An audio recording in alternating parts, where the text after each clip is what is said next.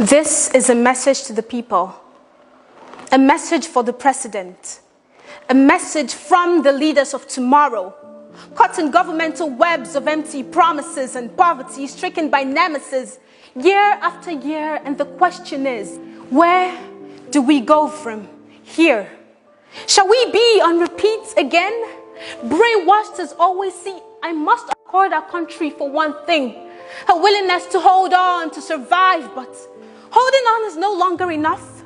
The suffering and smiling isn't enough. In 2022, we still hawk bread in traffic.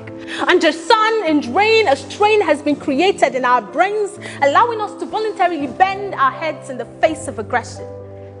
And our government still playing hide and seek at their age. It's tragic. Leadership is not a place for the weak, not a place for magic. It's service, sacrifice, and sweat for true results. A mountain to climb and you must keep up. You're not listening. It has been more than 60 years of corruption, more than 60 years of disappearing funds and looting, telling us it's been taken by monkeys and snakes. Sometimes poverty is not a mistake. It's a button you push. We choose to vote you and you choose to muddle up the flag you pledged to uphold. And when we speak, it's massacre on the weak. And then things fall apart in families when brothers put their future at stake against all odds. And when our sisters are bored, they pick up their phones and dial confused Big Brother. Naija has become a mess. And if you do not get the message still, our hearts are broken and our souls are spilled on the pews of the bloody Pentecost. Let's face it.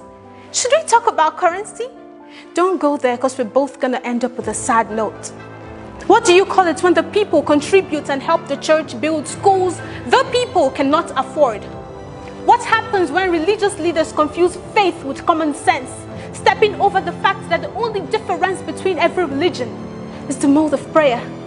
Talk about jobs and wages, that we are still enslaved in our own country by foreigners with the help of our own people. The requirement on the job says you have to be light-skinned, must. And yet we too cry about racism. Why?